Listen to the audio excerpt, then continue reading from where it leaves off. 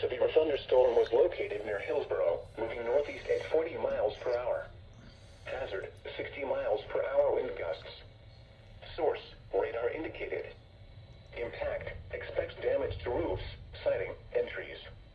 Locations impacted include Durham, Chapel Hill, Burlington, Graham, Roxboro, Hillsborough, Carrboro, Mebane, Rougemont, and Concord.